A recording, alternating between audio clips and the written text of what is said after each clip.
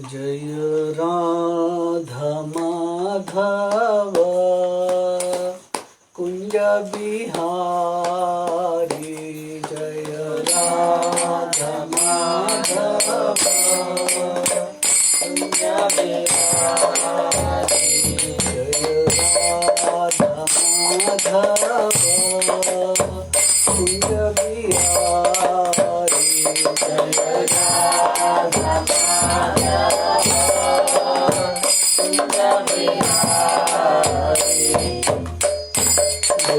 गोपी जन वल्लभा गिरिवरधारी।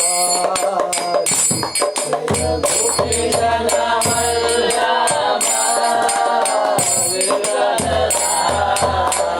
जय गोपी जन वल्लभा गिरिवरधारी। जय गोपी जन वल्लभा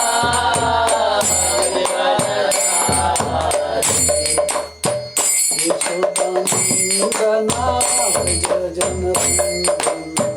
यशोदानंदना व्रज जनरंजना। यशोदानंदना व्रज जनरंजना।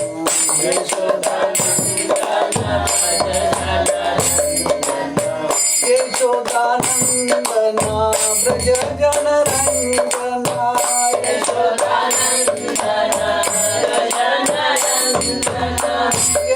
यशोदानंदना व्रज जनरंजना। यशोदानंदना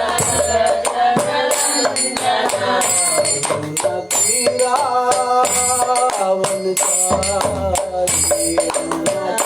रावण चारी। रावण चारी।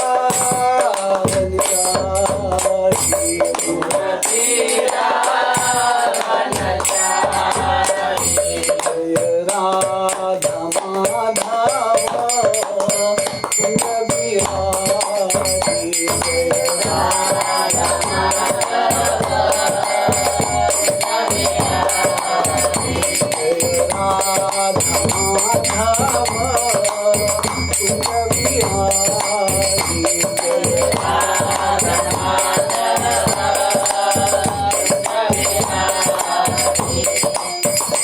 हरे कृष्णा हरे कृष्णा कृष्ण हरे हरे। हरे राम हरे राम राम राम हरे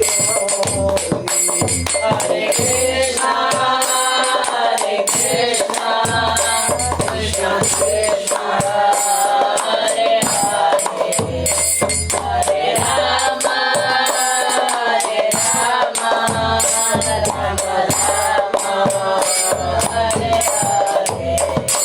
हरे कृष्णा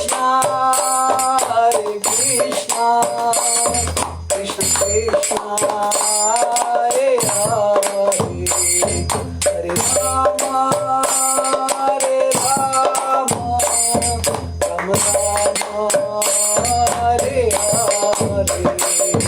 हरे कृष्णा कृष्ण कृष्ण हरे हरे। हरे राम राम हरे हरे। हरे कृष्णा कृष्ण कृष्ण हरे हरे। हरे राम राम हरे हरे। हरे कृष्णा कृष्ण कृष्ण हरे हरे। हरे राम राम हरे हरे। हरे कृष्णा कृष्ण कृष्ण हरे हरे। हरे राम हरे कृष्णा कृष्ण कृष्ण हरे हरे। हरे राम राम हरे हरे। हरे कृष्णा कृष्ण कृष्ण हरे हरे।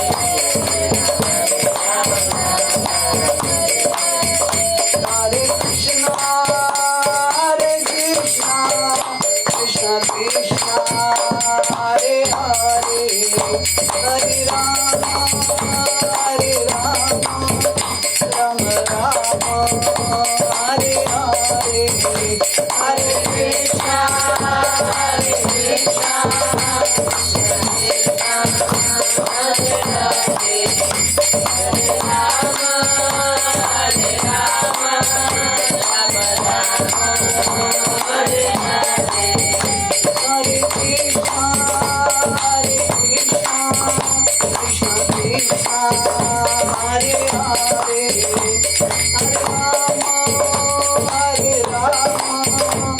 राम राम हरे हरे हरे कृष्णा हरे कृष्णा कृष्ण कृष्ण हरे हरे हरे राम हरे राम राम राम हरे हरे जय राधा कुंज बिहारी राधा कुंज बिहारी राधे जय राधा कुंज बिहारी राधा कुंज बिहारी राधे जय जय प्रभुपाद प्रभुपाद प्रभुपाद जय जय प्रभुपाद जय जय प्रभुपाद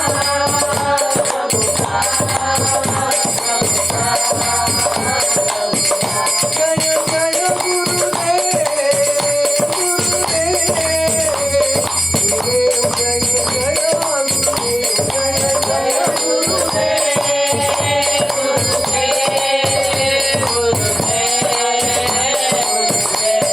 गुरुदेव हरि बोल हरि बोल हरि बोल निताई बोल हरि बोल निताई बोल हरि बोल हरि बोल हरि बोल ओम नमो भगवते वासुदेवाय ओम नमो भगवते वासुदेवाय ओम नमो भगवते वासुदेवाय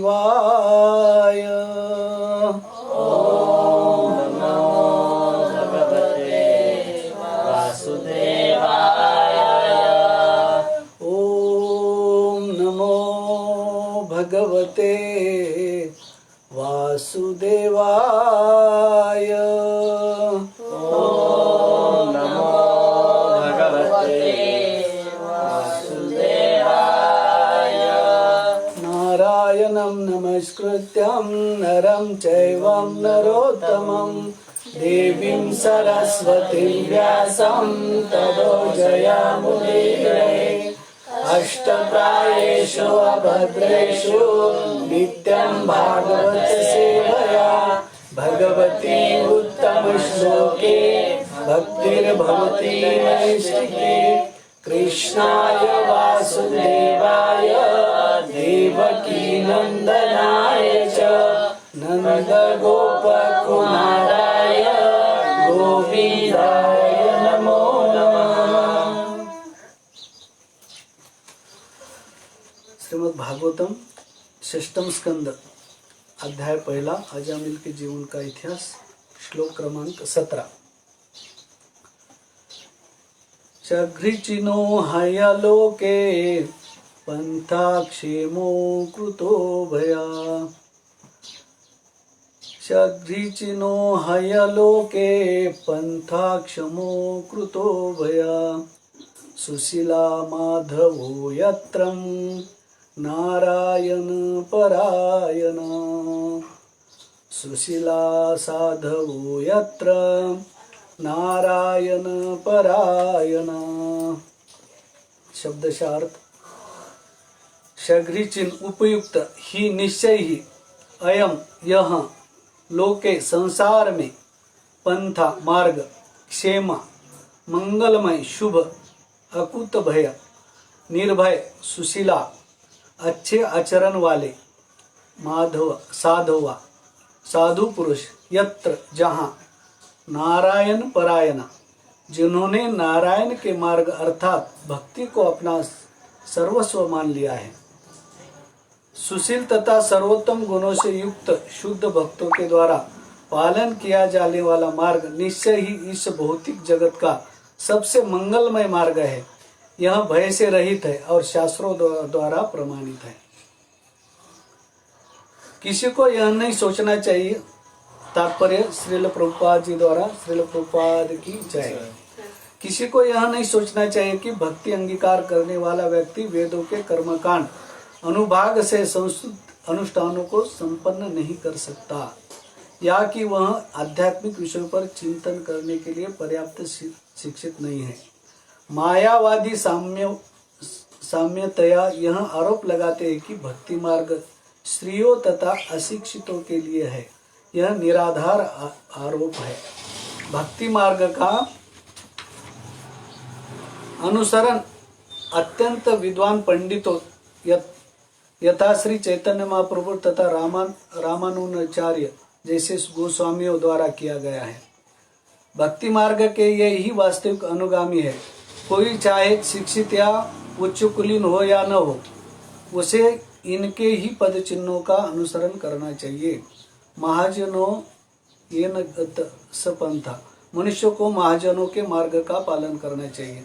महाजन वे है जिन्होंने भक्ति के मार्ग को ग्रहण किया है। सुशीला माधव यत्र नारायण परायण, क्योंकि ऐसे महापुरुष ही पूर्ण पुरुष होते हैं। श्रीमद् भागवतम के 5वें स्कंद 18वें अध्याय और 12वें श्लोक में कहा गया है, ययास्ति भक्ति भर्गवत किंचना सर्वे गुण सत्र समासते सुरा। जिसमें भगवान के प्रति अविचल भक्ति होती है उसमें देवताओं के समस्त गुण पाए जाते हैं, किंतु जो अल्पज्ञ है वे भक्ति मार्ग का गलत अर्थ लगाते हैं। इसलिए वे यह आरोप लगाते हैं कि भक्ति उन लोगों के लिए है जो अनुष्ठान नहीं संपन्न कर सकते या चिंतन नहीं कर सकते। जैसा कि यहाँ पर शगरी चिन्ह शब्द से पुष्टि होती है भक्ति ही वह मार्ग है जो उपयुक्त है, कर्म कांड तथा ज्ञान कांड के मार्ग नहीं। मायावादी भले ही सुशीला माधवा अच्छे आचरण वाले साधु पुरुष हो, किंतु इसमें संदेह है कि वास्तव में वे प्रगति कर रहे हैं, क्योंकि उन्होंने भक्ति मार्ग स्वीकार नहीं किया है। दूसरी ओर जो लोग आचार्यों के मार्ग का अनुसरण करते हैं वे सुशीला तथा साधु है, किंतु इतना ही नहीं, उनका मार्ग अकुतो भया है, अर्थात वह भय से रहित है। मनुष्य को चाहिए कि निर्भय होकर 12 महाजनों तथा उनकी परंपरा को अनुगमन करे और माया के पास से मुक्त हो जाए। ओम अज्ञानतिमिरान्धस्य ज्ञानाञ्जनशलाकया चक्षुरुन्मीलितं येन तस्मै श्रीगुरवे नमः। श्रीचैतन्यमनोभीष्टं स्थापितं येन भूतले स्वयं रूपा कदा मह्यं ददाति स्वपदान्तिकं। वन्देऽहं श्रीगुरोः श्रीयुतापदकमलं श्रीगुरो वैष्णवांश्च श्रीरूपं साग्रजातं सहगना परिवारसहितं श्री चैतन्यदेव। जय श्री कृष्ण चैतन्य प्रभु नित्यानंद श्री अद्वैत गदाधर श्रीवासादि गौर भक्तवृंद। हरे कृष्णा कृष्णा कृष्णा हरे हरे, हरे राम राम राम हरे हरे। हरे कृष्ण। आप सभी भक्तों का अंतर्राष्ट्रीय कृष्ण भावनामृत संघ इस्कॉन की ओर से भागवत क्लास में हार्दिक स्वागत है और आप सभी भक्तों के चरणों में मेरा दंडवत प्रणाम। श्रीमद् भागवत का प्राकट्य हुआ भारतवर्ष में, श्रीमद् भगवत गीता का प्राकट्य हुआ भारतवर्ष में, परंतु इस भागवत और भगवत गीता को केवल भारत में ही नहीं पूरे विश्व भर में प्रसारित कर दिया और इस भागवत और भगवत गीता के आधार पर सारी दुनिया को कृष्ण के नाम पर नचा दिया। ऐसे अंतर्राष्ट्रीय कृष्ण भावना अमृत संघ के आचार्य श्री एसी भक्तिवेदांत स्वामी श्री रूप प्रभुपाद के चरणों में कोटि कोटि प्रणाम। यह श्रीमद् भागवत का श्रवण करके हम शुद्ध सत्व में स्थित हो सकते हैं, भगवान को समझ सकते हैं और मृत्यु के बाद भगवान की प्राप्ति कर सकते हैं। और इसके अनेकों प्रमाण हैं, अनेकों दृष्टांत हैं और ज्वलंत प्रमाण है महाराज परीक्षित। आज से 5000 वर्ष पूर्व महाराज परीक्षित ने श्रीमद् भागवतम का श्रवण किया यद्यपि उनको श्राप लगा था शमीक ऋषि के पुत्र श्रृंगी के द्वारा कि वो 7 दिन में तक्षक नाग आएगा, उनको डस लेगा और उनकी मृत्यु हो जाएगी। महाराज परीक्षित ने अपने समस्त कार्यों को छोड़ दिया। अपने जीवन में बचे हुए मात्र 7 दिन, सिर्फ वो 7 दिन श्रीमद् भागवतम का श्रवण करने का निश्चय किया और उन्होंने केवल 7 दिन में भगवत गीता भागवतम श्रवण करके वैकुंठ धाम को प्राप्त हो गए। 7वें दिन भगवान के सुंदर पार्षद विमान लेकर आए, महाराज परीक्षित को उस विमान में बिठाकर वैकुंठ धाम में लेकर चले गए। इतना ही नहीं, ये जो भागवत सुनता है उसका तो उद्धार होता ही है। भागवत सुनने वाले जो कुटुंबी जन हैं, भागवत सुनने वाले जो पितृ है, उनका भी उद्धार हो जाता है। और उसका भी एक ज्वलंत प्रमाण है। सुखदेव वेदव्यास जी भागवत महात्म्य में बताते हैं कि धुंधुकारी और गोकर्ण जी का तुंगभद्र नदी के तट पर आत्मदेव नाम के ब्राह्मण रहते थे। उनके 2 पुत्र थे। एक पुत्र भागवत भगवान का महान भक्त जिसका नाम था गोकर्ण जी, और दूसरा पुत्र बहुत पाखंडी था, बहुत पापी था, उसका नाम था धुंधुकारी। अपने जीवन में पूरा जीवन में उसने पाप किया। धुंधुकारी ने शराब पीता था, नशा करता था, मांसाहार करता था, अपने पिता की सारी संपत्ति को समाप्त कर दिया। अपने पुत्र गोकर्ण जी का उपदेश सुनकर पिताजी भागवत धाम चले गए। एक दिन धुंधुकारी अपने घर पर 5-5 वेश्या को लाया। यह दृश्य उसकी माँ धुंधली देख न पाई, कुएं में गिरकर आत्महत्या कर ली। और ये 5-5 वेश्या का पालन पोषण करने के लिए चोरी करने लगा। एक दिन ऐसे ही चोरी करते करते राजा के घर पर चोरी की उसने। चोरी कर बहुत सारा धन संपत्ति माल लेकर आया। वेश्याओं ने देखा, मन बदल गया। धुंधुकारी को बांध दिया और उसके मुख में गरम गरम कोयले डाल दी और तड़पा तड़पा कर मार डाला और उसी के घर में खड्डा करके गाड़ दिया। एक दिन जब गोकर्ण जी घर पर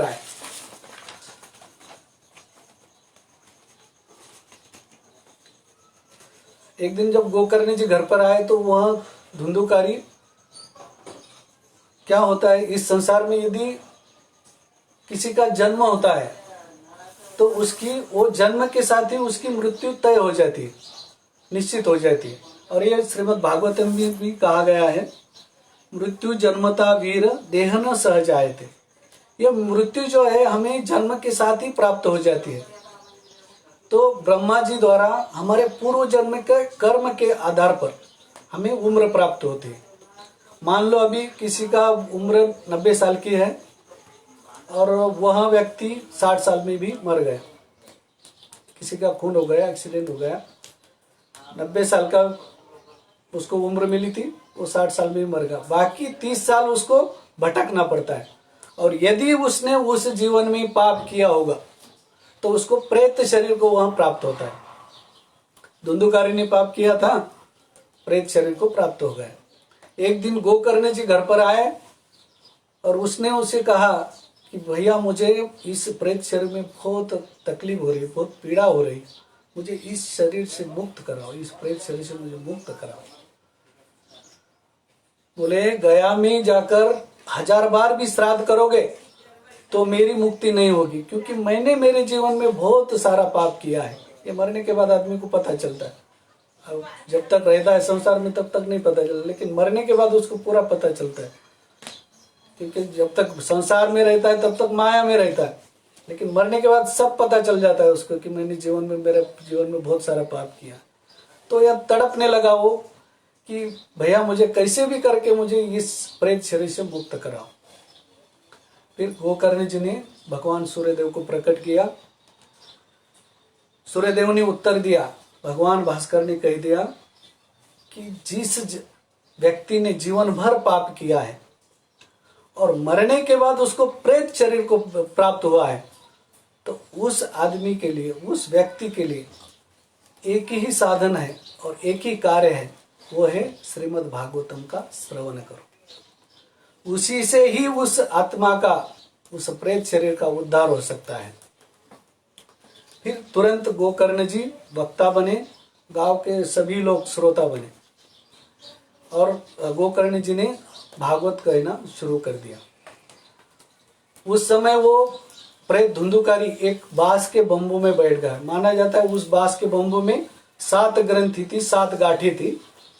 उस बम्बू में वो आकर बैठ गया धुंधुकारी। पहले दिन की कथा समाप्त हुई, पहली गांठ फट गई। दूसरे दिन की कथा समाप्त हुई, दूसरी गांठ फट गई। ऐसे 3, 4, 5, 6, 7 दिन तक कथा चली। 7वें दिन की भागवतम का पूर्णाहुति हुई। 7वें दिन एक बड़ा ही चमत्कार हुआ। 7वें दिन भगवान के पार्षद शंख चक्र गदा पद्म पीतांबर धारण किए हुए दिव्य विमान को प्रकट किए, वहां पर विमान लेकर आए और उस बांस में से एक दिव्य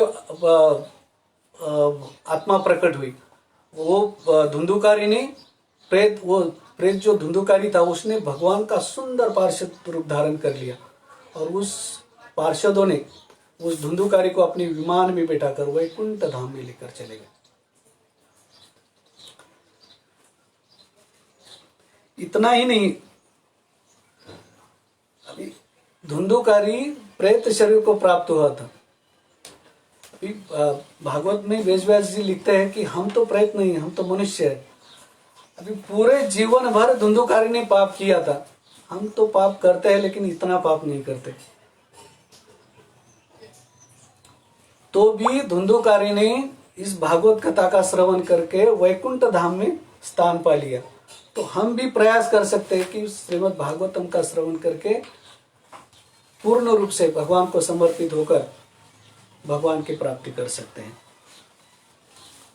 इस भागवत की इतनी महिमा है। जो व्यक्ति भागवत बोलता है उसका भी उद्धार होता है, जो व्यक्ति भागवत सुनता है उसका भी उद्धार होता है, और जो व्यक्ति भागवत सुनता है उसके जितने भी माता पिता या पितृजन है जिसका मृत्यु हो चुका है उनका भी उद्धार होता है। और उनका कितना उद्धार होता है, यहाँ भगवान नरसिंह देव 7वें स्कंद में 9वें अध्याय में बताते हैं कि जो भागवत सुनता है, भक्ति करता है, उसका तो उद्धार होता ही है, उसके साथ साथ उसके 21 पीढ़ी का भी उद्धार हो जाता है। इतनी भागवतम की महिमा है। उसके पितृ तो पितृलोक में नाचने लगते हैं। आप जब सब जो भागवत सुनते हैं ना, उनके पितृ भी भगवान के धाम में या जहाँ पर भी वो हो गए, नरक में हो गए, कोई पितृलोक में हो गए, वहाँ पर वो नाचने लगते हैं कि वाह, आज हमारे बच्चे जो है ना भागवतम सुन रहे हैं। फिल्मों में, थिएटर में, पिक्चर में तो बहुत बार बैठ ले, लेकिन आज भागवतम में बैठे। आज तो भगवान भी प्रसन्न हो गए। तो कह ही सुन ही अनुमोदन करे। भागवत की और भी एक विशेषता है। जो व्यक्ति भागवत सुनता है, जो व्यक्ति भागवत बोलता है, और जिनके भी जो भी व्यक्ति भागवत सुनता है उनके जितने भी पितृ है वो उनका तो उद्धार होता ही है। लेकिन उसके साथ साथ भागवतम में ये भी कहा गया है कि जो व्यक्ति, कभी कभी कोई व्यक्ति भागवत सुनने के लिए नहीं आ सकता। कभी कभी लोग कहते हैं कि मुझे दुकान पर काम है, मेरा ऑफिस में काम है, तो नहीं, वो नहीं आ सकते भागवत सुनने के लिए, प्रत्यक्ष रूप से नहीं आ सकते। लेकिन सिर्फ भागवत, यदि भागवत सुनने के लिए ना आए, लेकिन वो बैठे बैठे जहाँ पर भी बैठा है और वहां पर से वो कह दे कि इतना भी कह दे कि ये जो लोग भागवत सुन रहे हैं ना, बहुत अच्छा काम कर रहे हैं, बहुत बढ़िया काम कर रहे हैं, सिर्फ अनुमोदन कर दे। वो नहीं आया तो कोई बात नहीं, मैं भागवत नहीं सुन रहा हूँ, मेरा काम है, निकल गया आज, मैं नहीं जा सकता, कोई बात नहीं। लेकिन वहां बैठे बैठे यदि उसको वो सिर्फ अनुमोदन कर देता है कि ये जो भागवत सुन रहे हैं, ये जो भागवत कथा चल रही है, ये बहुत अच्छी है और ये लोग अच्छा काम कर रहे हैं, सिर्फ उतना अनुमोदन कर देता है तो उसका भी उद्धार हो जाता है। कही सुनहि अनुमोदन करे। भागवत का जो सिर्फ अनुमोदन करता है वो भी भगवान को पा लेता है। लेकिन कुछ लोग ये भी नहीं कर पाते, भागवत सुनते नहीं, भागवतम में जाते नहीं, लेकिन घर बैठे बैठे कुछ लोग निंदा भी करते हैं। उन लोगों का कुछ नहीं हो सकता। इस संसार में जब हम जन्म लेते हैं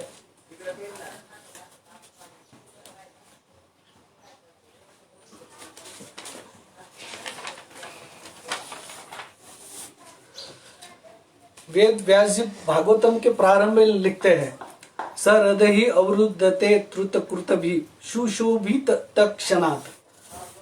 यदि कोई व्यक्ति भागवत सुने, अभी उस व्यक्ति ने भागवत नहीं सुना है, कोई व्यक्ति उस व्यक्ति ने भागवत नहीं सुना है, लेकिन वो व्यक्ति सिर्फ भागवत सुनने की उसके हृदय में इच्छा हो जाए, यदि वो ऐसा मान ले कि मुझे भागवत सुनना है और मैं भागवतम में जाने वाला हूं, बस वो सिर्फ हृदय में इच्छा कर ले, भगवान के भागवतम को सुनने की इच्छा जो कर लेता है वो भी भगवान को पा लेता है। सदयो भी हृदय अवरुद्धते कृत भी सुशुभित तत्क्षणात्। तुरंत भगवान, जो व्यक्ति भागवत सुनने की इच्छा कर लेता है तो तुरंत भगवान उसके हृदय में आ जाते हैं, और भगवान उसके हृदय में आ जाते हैं, और भगवान उस भक्त को अपने हृदय में बिठा लेते हैं, और भगवान उस भक्त को अपने हृदय में बिठाकर उसको इस संसार की कोई भी व्यक्ति की बुरी नजर न लगे, उसको इस तरह अपने हृदय में बिठा लेते हैं, और भगवान उस भक्त की बहुत सुंदर रक्षा करते हैं।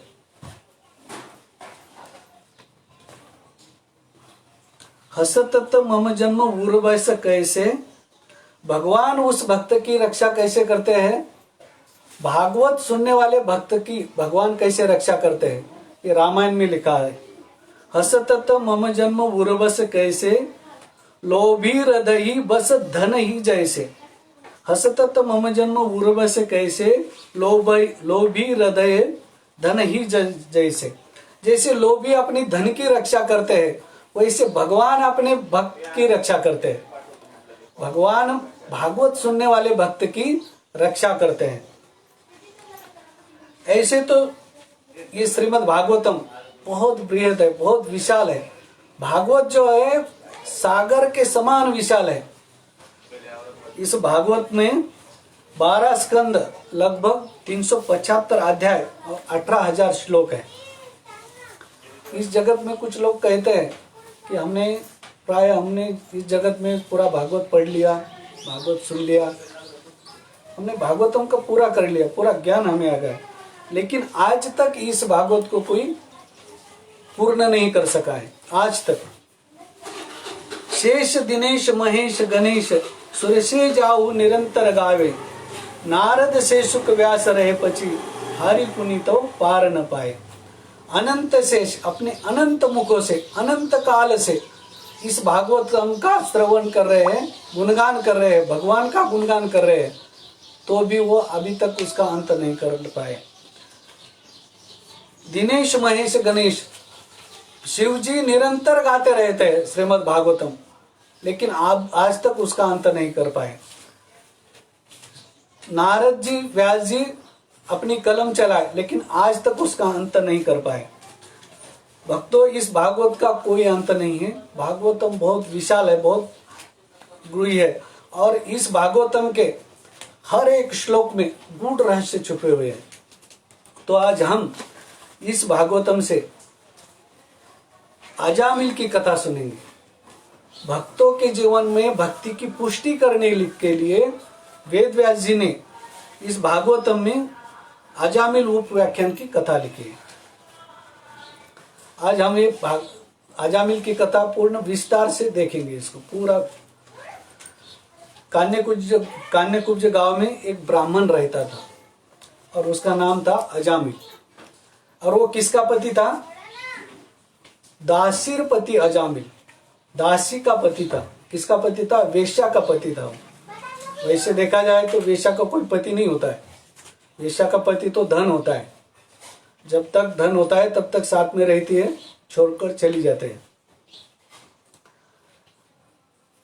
लेकिन ये वेश्या का संग करने के कारण, वेश्या के साथ रहने के कारण इसका जो नाम न नष्ट सदाचारो, इसका जो नाम है, इसकी जो कीर्ति है वो नष्ट हो गई। पहले बहुत अच्छा ब्राह्मण था, वेद पाठी ब्राह्मण था, वेद आचरण सदाचारी ब्राह्मण था, लेकिन वेश्या का संग करने के कारण, वेश्या के साथ रहने के कारण उसका जो कार्य है दास्य संसर्ग दूषित, उसका जो कार्य था वो सब दूषित हो गया।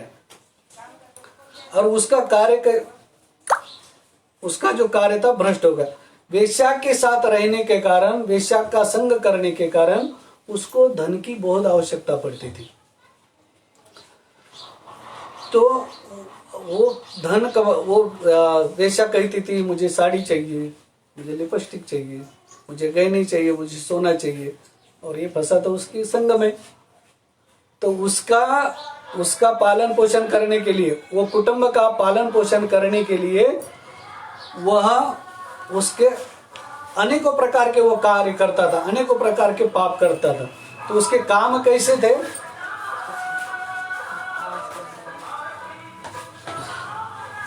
बंध अक्षय कैतवेश्वरे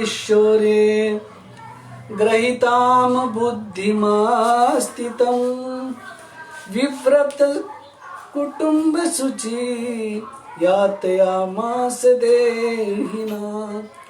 धन कमाने के लिए वो अनेकों प्रकार के पाप करता था। पाप में क्या करता था?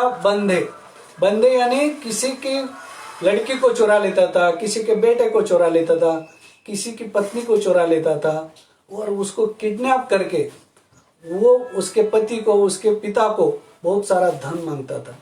ऐसे पापमय धन वो कमाता था।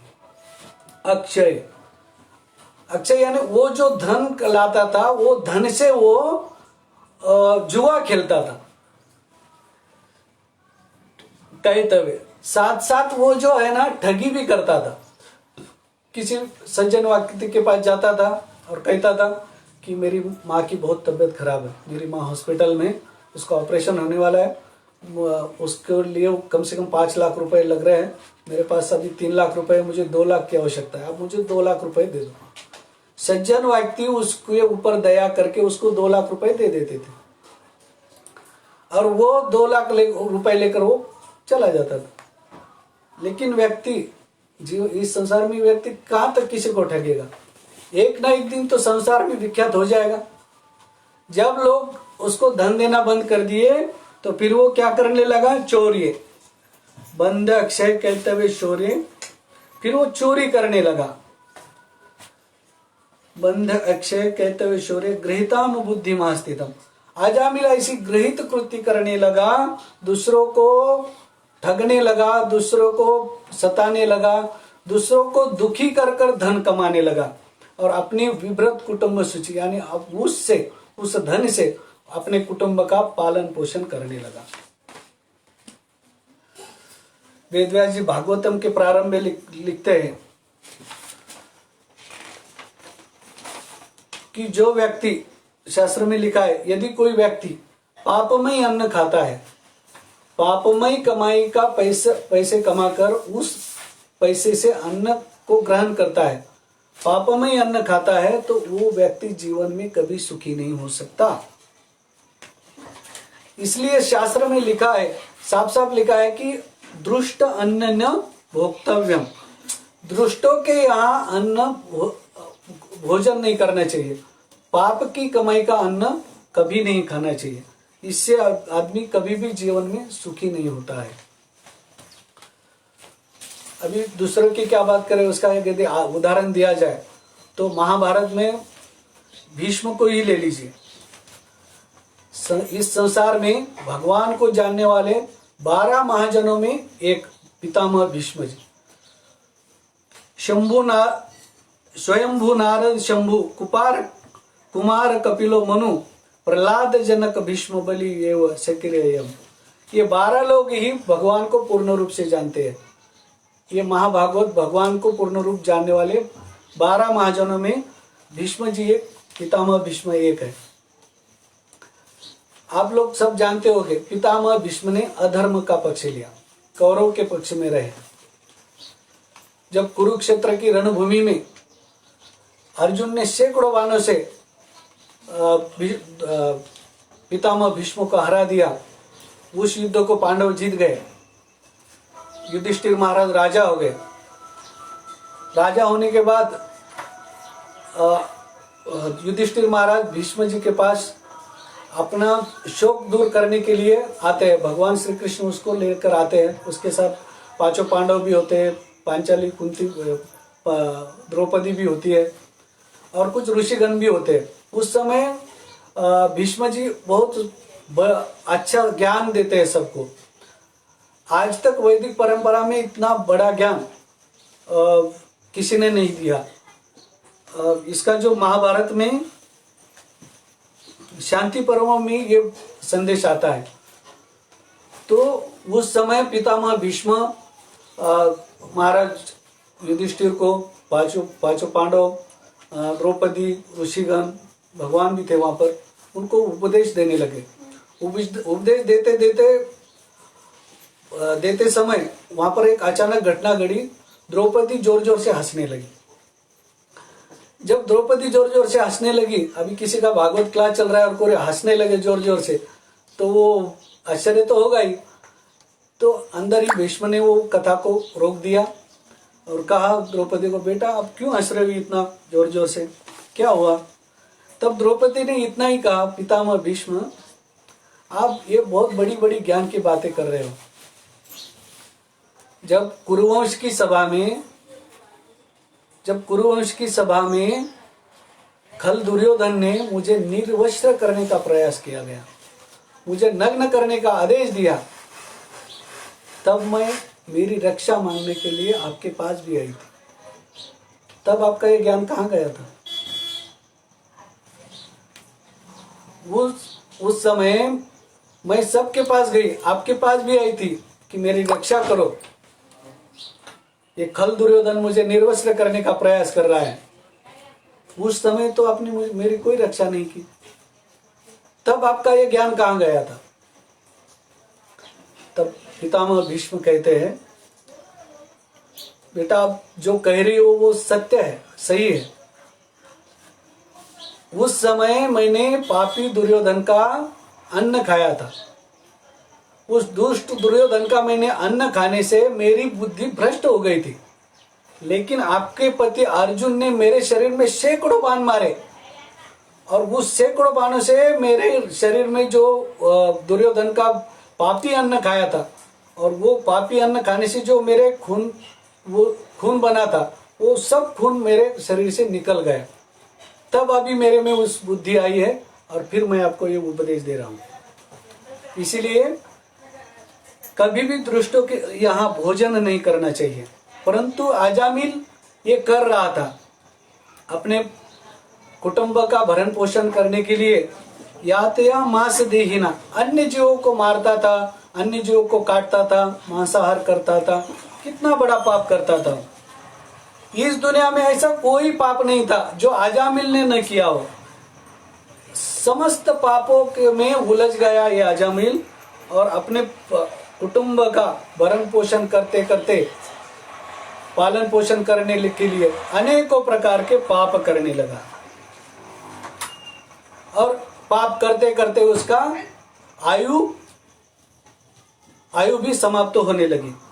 आयुर हरति वैपुंसा, ये काल चक्र जो है प्रतिदिन प्रति घंटे हमारे आयु को हर रहा है। ये काल किसी को छोड़ने वाला नहीं है।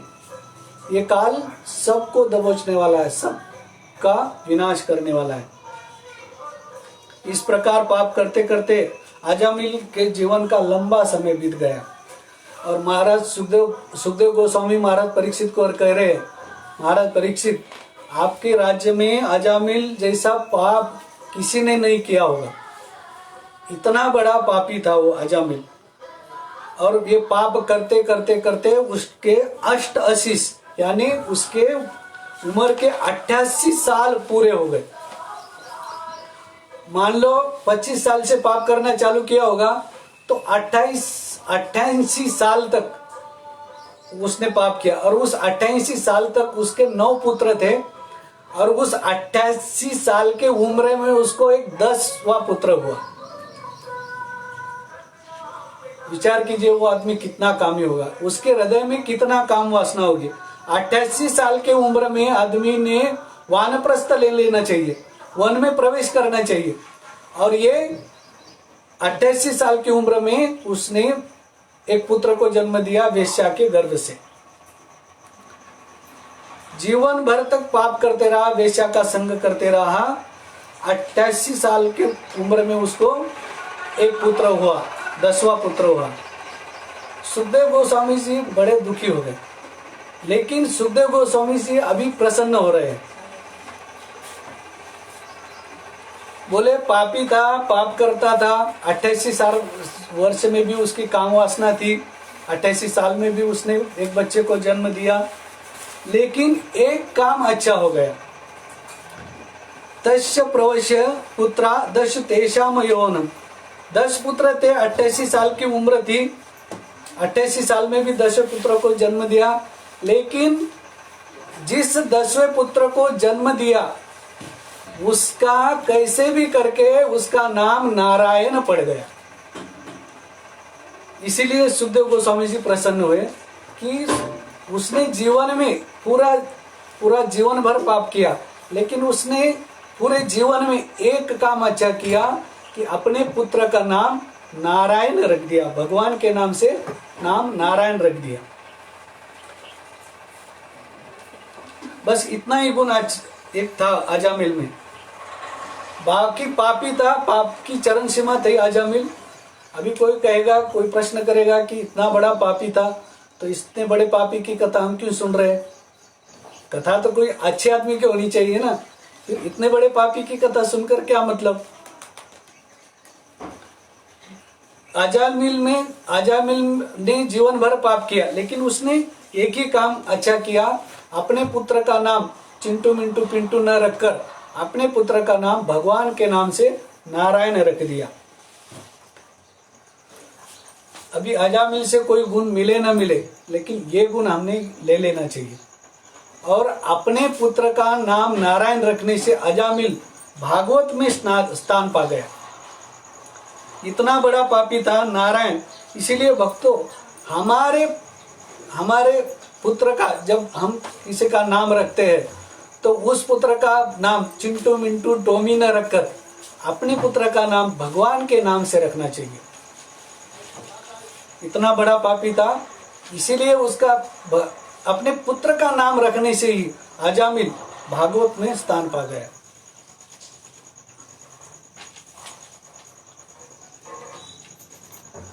अभी कोई प्रश्न कर सकता है कि इतना बड़ा पापी था, किसी साधु संतों को देखा तो उसको साधु संतों के मुर्दों को फोड़ देता था, साधुओं की धोती को निकाल लेता था, साधुओं को मारकर भगा देता था। अभी इतना बड़ा पापी था तो इतने बड़े पापी ने भगवान का नाम कैसे रख दिया, नारायण नाम कैसे रख दिया? कोई विचार कर सकता है इस बात पर? तो इसके लिए ये कथा भागवतम में तो नहीं है, लेकिन अन्य पुराणों में एक कथा है। आचार्यगण इस बात को कहते हैं कि एक दिन अजामिल चोरी करने के लिए बाहर गया था और उसके गांव में कन्नौज में भक्तों की एक मंडली आई थी। जैसे अभी इस्कॉन के भक्त जाते हैं, गांव गांव जाते हैं, कीर्तन करते हैं, गांव गांव घूमते हैं, वैसे एक कन्नौज में भक्तों की मंडली आई थी। और वो आने के बाद जो गांव के चौराहे पर बच्चे बैठे थे, वहाँ पर वो भक्तों की मंडली ने पूछा कि भैया यहाँ पर कहीं साधु संतों की सेवा होती है? क्योंकि हम बहुत दूर से आए हैं, हमें भूख लगी है, हमें भोजन करना है। कोई आपके गांव में कोई महात्मा होगा, संतों की सेवा करता होगा तो उनका हमें नाम दे दो, हम वहाँ पर जाके उनसे थोड़ा प्रसाद वगैरह लेना चाहते हैं, थोड़ा फ्रेश होना चाहते हैं। अभी वो बच्चे भी बहुत मजाकी थे। उन्होंने सोचा कि आज ये साधुओं का मजा चखाते हैं, साधुओं की पिटाई करते हैं आज। तो उन्होंने कहा, हाँ हमारे गांव में है ना बहुत बड़े महात्मा रहते हैं, उनके यहाँ साधुओं की सेवा होती है और उनका नाम है अजामिल प्रभु। अजामिल तो पापी था, लेकिन बच्चों ने साधुओं को परेशान करने के लिए, साधुओं को सताने के लिए अजामिल के घर का पता दे दिया। अभी भक्त मंडली वो अजामिल के घर पर गए, अजामिल का दरवाजा खटखटाया। सौभाग्य से उस दिन अजामिल वहां पर नहीं था। वेश्या ने दरवाजा खटखटाने के बाद वेश्या ने दरवाजा खोला और उस वेश्या ने उस बड़े बड़े साधु महात्माओं को देखा। सिर्फ वो साधु महात्माओं को देख लेने से वो वेश्या का हृदय शुद्ध हो गया, उसका हृदय परिवर्तन हो गया, सिर्फ देख लेने से। शास्त्र में कहा गया है कि संसार में यदि किसी व्यक्ति को पवित्र होना है तो लोग टिकट कटवाते हैं, हरिद्वार जाते हैं, गंगा में स्नान करते हैं। अभी गंगा में स्नान करने के बाद पवित्रता आती है, लेकिन वो भी गंगा में जाकर स्नान करने के बाद श्रद्धा से स्नान करना होगा, तब वो पवित्रता आती है। लेकिन किसी साधु महात्मा का दर्शन कर लेने से हृदय शुद्ध हो जाता है, हृदय पवित्र हो जाता है। गंगार पारश होईल पश्चात पावन, दर्शन पवित्र करो, ये तो मार्गुना के बारा करुणा करो, वैष्णवा गोसाई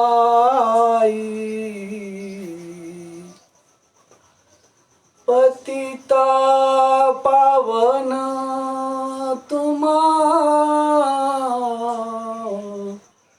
बिने कोई नाई। हरे कृष्णा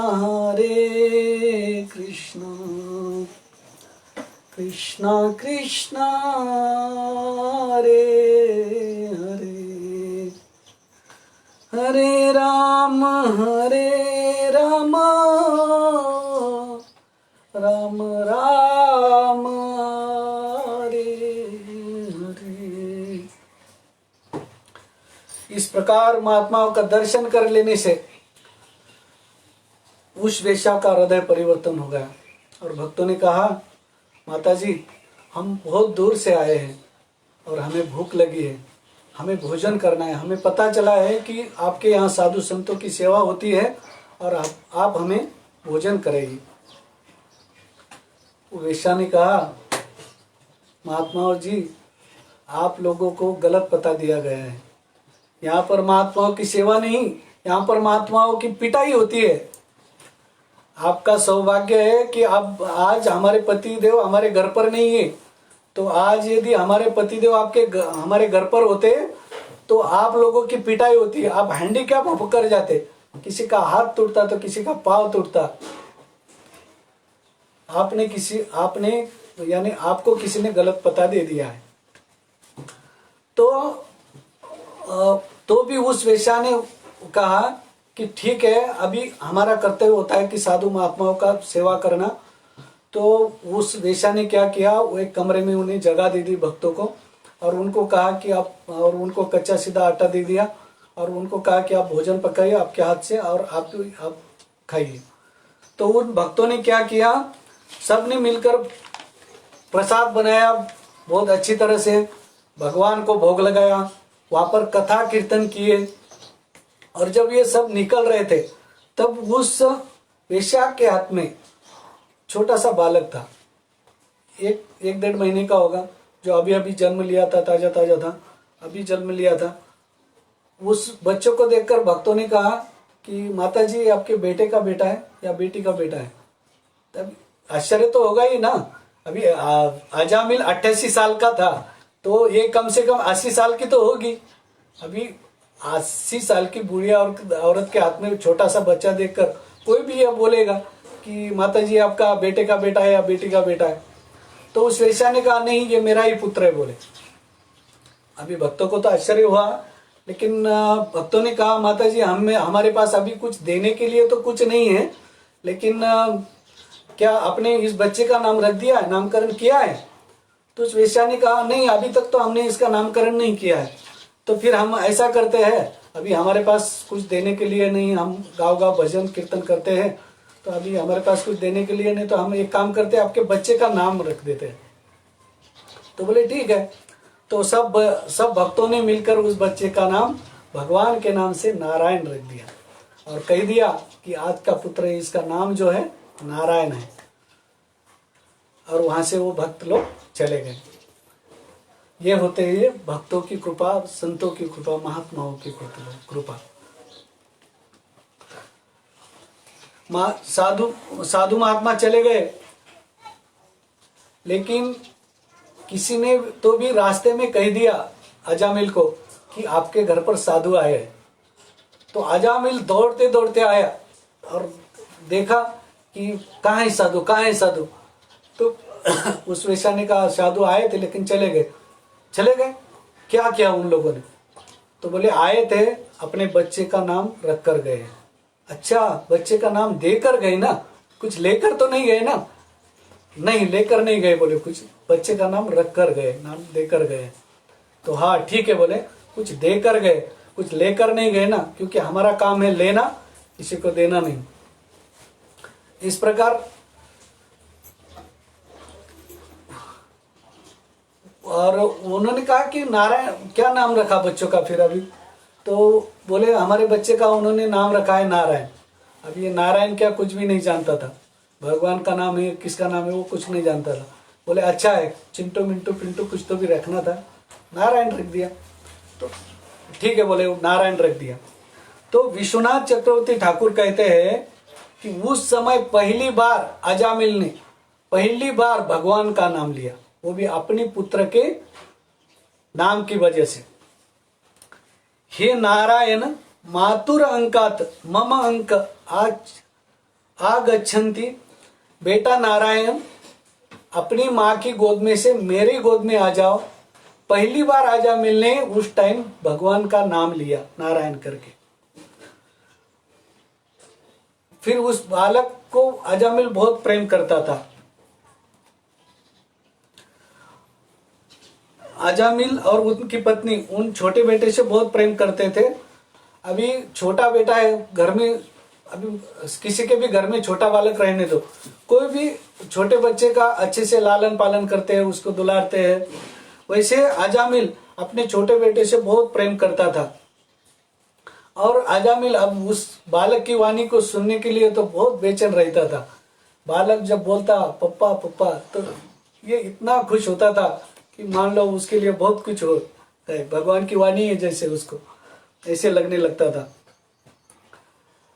भुंजाम प्रतिबंध खादन बालक स्नेह यंत्रित, भोजन पाइय न मुड्डो नवेद आगमंतम। भोजन खाते समय वो नारायण को याद करता था, पानी पीते समय नारायण को याद करता था। नारायण ये लाओ, नारायण वो करो, नारायण ये करो। नारायण ने खाया कि नहीं, पहले नारायण खाएगा फिर मैं खाऊंगा। ऐसे वो अपने बालक से प्रेम करता था। सुखदेव गोस्वामी जी गाली दे रहे हैं, अपने बालक से प्रेम होना चाहिए, लेकिन इतना प्रेम। खाते समय पीते समय बालक नारायण को याद करता था। और वो मूर्ख अजामिल खेलते खेलते बालक का लालन पालन करते करते सबको मारने वाला क्रूर काल उसके सर पर मंडराने लगा, तो भी उस काल को वो समझ नहीं पाया। अपनी पत्नी में और बच्चे में आसक्त हुआ अजामिल अपने ग्रह गृहस्थी में इतना फंस गया, सबको मारने वाला क्रूर काल उसके सर पर मंडराने लगा, फिर भी उस काल को वो समझ नहीं पाया, जैसे हम लोग नहीं समझ पाते हैं। ये काल जो है ना, सबको मार रहा है, सबको निगल रहा है, किसी को आधा खा गया, किसी को पूरा खा गया। अजामिल के सर पर वो मंडराने वाले काल को अजामिल समझ नहीं पाया। अजामिल का मृत्यु का दिन निकट आ गया। सहसा अजामिल की मृत्यु सहसा आ गई, तभी वो उस बालक में ही आसक्त था। जीवन भर हम जो करते हैं ना, मृत्यु के समय वही याद आता है। अजामिल ने जीवन भर बालक में आसक्त रहा, इसलिए अजामिल मरते समय अजामिल का मन उस बालक में लग गया। मृत्यु निकट आई, अभी उस मृत्यु का दिन अंधेरी रात हो गई और उस समय साक्षात मृत्यु अजामिल के सामने। सपान हस्तान तीन दृष्टवा पुरुषा अति दारुण वृद्ध वक्रतुंड वृद्ध रोमन आत्मनाम ने तुम आगता। क्योंकि अजामिल ने अपने जीवन में पूरे जीवन में पाप किया था, तो उसको लेने के लिए यमराज के तीन दूत आए और दूत कैसे आए? सपान हस्ता, यानी आप अपने हाथ में रस्सी लेकर आए, पाश लेकर आए। सपान हस्तान तीन दृष्टवा, और अजामिल ने दूर से देखा कि तीन व्यक्ति मेरी तरफ आ रहे हैं और ये मरण शैया पर पड़ा है, बिल्कुल मरणासन स्थिति में पड़ा है और पड़े पड़े देख रहा है कि तीन लोग मेरी तरफ आ रहे हैं। पुरुषा अति दारुण, वो पुरुष एकदम भयानक थे, काजल के पहाड़ के समान थे, बहुत विकराल थे। वक्रतुंड, उनके तुंड जो है वक्र थे, बिल्कुल विचित्र मुख थे उनके। वृद्धवरोमन, उनके जो रोंगटे थे बिल्कुल खड़े थे, तांबे के तार के समान उनके रोंगटे थे उस यमदूतों के। आत्मा नाम नेतु मांगता। अजामिल इस प्लेटफॉर्म पर आ गया कि अभी मेरी मृत्यु आ गई है, अभी मैं मरने वाला हूं, मेरी मृत्यु का अंतिम दिन, अंतिम घड़ी आ गई है। मृत्यु अजामिल को यह समझ गया, तो भी वो अपने बालक में आसक्त था। उस समय भी अजामिल अपने पुत्र में आसक्त यह सोचने लगा कि यदि यह भयंकर यमदूतों को यदि मेरा बालक देख लेगा तो मेरा बालक डर जाएगा। अभी अजामिल को यह बुद्धि नहीं कि अभी मैं मरने वाला हूं, कुछ अच्छा काम कर लूं, भगवान का स्मरण कर लूं, ये नहीं, लेकिन अपने पुत्र में आसक्त था। इसलिए उन तीन यमदूतों को, उन तीन भयंकर दूतों को देखकर अजामिल अपने पुत्र को पुकारने लगा। लेकिन मृत्यु का अंतिम समय था, अंतिम घड़ी थी, अजामिल ये बोल नहीं पाया क्योंकि उसका कंठ जो है पित्त कफ वायु से भर गया था। मृत्यु का अंतिम समय था, इसलिए धीरे धीरे करके वो यमदूत अजामिल के पास पहुंच गए। अजामिल के हृदय को, अजामिल के आत्मा को अपनी रस्सी से बांध दिए और पैर लगाकर जोर से उस आत्मा को हृदय से खींच लिए। खींचते ही उस समय अजामिल ने अपने पुत्र को याद किया और अपने पुत्र को पुकारने का प्रयास किया, नारायण। इतना नाम लेते ही अभी अजामिल का ये भाव था, अजामिल इसलिए पुकारना चाहता था कि वो विकराल पुरुष उस पुत्र को न लेकर चल जाए। अजामिल चाहता था कि बालक तुम यहां से भाग जाओ, ये यमराज के दूत तुम्हें भी न लेकर चले जाए। इसीलिए वो अपने पुत्र को जोर से पुकारने लगा, नारायण। सिर्फ उतना ही जोर से पुकारा और पुकारते ही वहां पर एक घटना घटी। भगवान के दूतों को, अभी मरते समय अजामिल ने नारायण नाम लिया, अभी यमदूत वहां पर आकर खड़े थे, लेकिन भगवान के दूतों को लगा कि अजामिल ने मरते समय हमारे भगवान हरि का नाम लिया है, नारायण का नाम लिया है। इसीलिए वहां पर सहसा जो भगवान के विष्णु के दूत है, वहां पर 4 विष्णु के यमदूत वहां पर आकर खड़े हो गए और हाथ में तलवार लिए उस यमदूतों को भगाने लगे, भागो यहाँ से, छोड़ो अजामिल को। और उन 3 यमदूतों को विष्णु दूतों ने दूर कर दिया। अभी कथा का टाइम भी हो गया है, तो आज हम इस कथा को यहीं विराम देते हैं। आज के लिए हरे कृष्ण।